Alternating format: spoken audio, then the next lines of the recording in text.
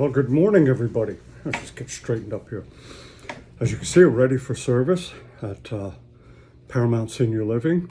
I'm going to be speaking today on Romans 8. I'm going to be reading the chapter Romans 8 and speaking on that.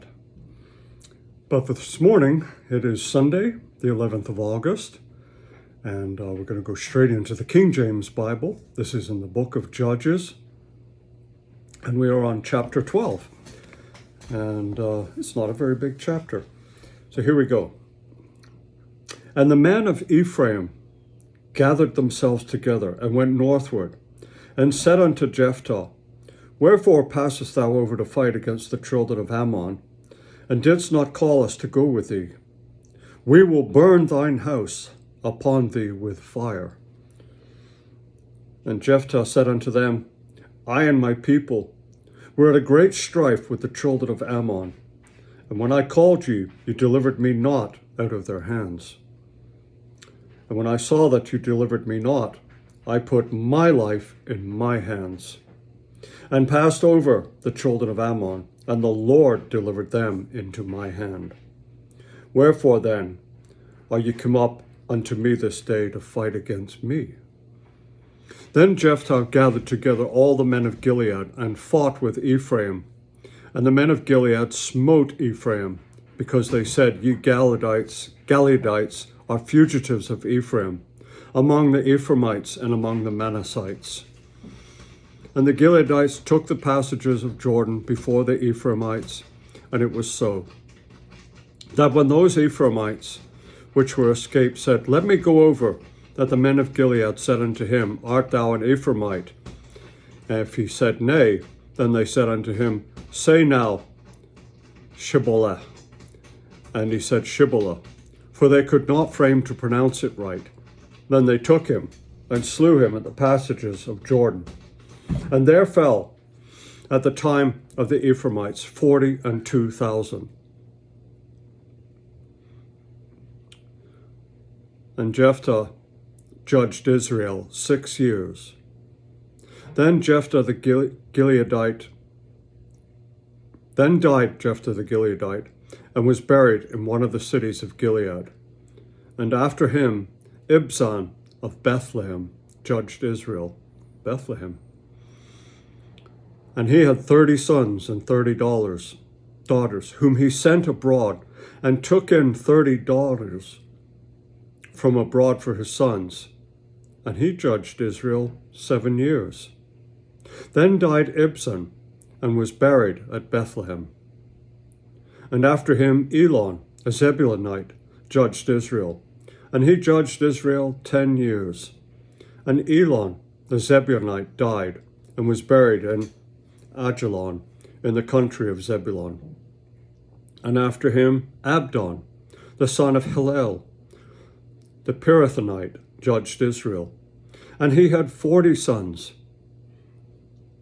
and 30 nephews that rode on 70 ass colts.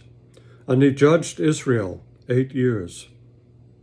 And Abdon, the son of Hillel, the Pirathonite, died, and was buried in Pirathon, in the land of Ephraim, in the mount of the Amalekites. So here we can see that in a very short chapter we've gotten through quite a few judges here, just reigning for, 6-7 years or so. And the challenge that came up, they're fighting amongst themselves. This is the tribes, I just don't understand it, how man can always be at war with man, with other men. It's like it's inbuilt into our DNA, into our psyche for some reason. I still feel sorry for Jephthah the Gileadite. The daughters of Israel went yearly to lament the daughter of Jephthah the Gileadite 4 days in a year. That was at the end of the previous chapter, verse 40, chapter 11. It seems to me that he sacrificed his daughter. And I just can't get over that.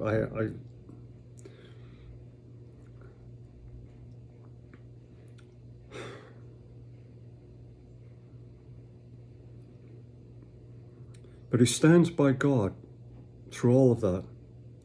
Even so, as the men of Ephraim gathered themselves together and went northward, and said unto Jephthah, Wherefore thou passest over against the children of Ammon? And Jephthah said unto him, and it goes down, and he said, And the Lord delivered them into my hand. So he still walked with the Lord, even after that incident with his daughter, which is horrible. Jephthah still walked with the Lord, and the Lord stood by him. It may seem to be a true mystery in this world about how God works, but he does work all things for good. He does work all things for good. And I'm actually going to be talking a little bit about that, mentioning it in my sermon today. And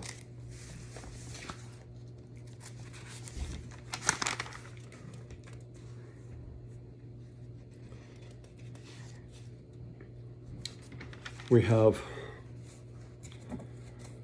these promises from God. It's not going to be easy. It's not going to be easy, because there's going to be so many why, and so much pain and sorrow. But even in Romans 8, Paul writes to us, and he said, let me just get it right here.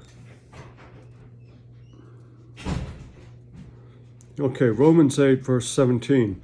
And if children, then heirs, heirs of God, and joint heirs with Christ, if so be that we suffer with him, that we may be also glorified together. See, we are going to suffer with Christ, in Christ, for Christ.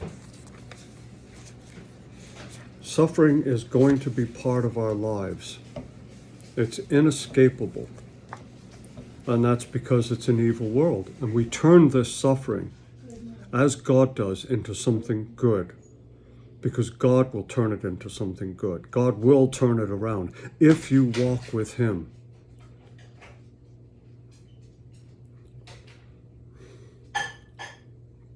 I love that old hymn. He walks with me and talks with me and calls me his own. And it's just like, and the joy that we share as we tarry there is like none other has ever known. I love those words. And that's something we must strive towards, to walk with God. As indeed Jephthah did, walked with God in spite of one of the greatest problems or hurts in his life. He still walked with God, and God repaid him and his people. God is faithful to us. He is truthful, he is just, and he is loving. He loves us all, and I love you too. Have a great day. I see that the morning temperatures were still in the 60s. It was absolutely beautiful out there. The sun is coming up now. The humidity is broken, and we give thanks to the Lord for this beautiful day. I'll speak to you tomorrow. Bye for now.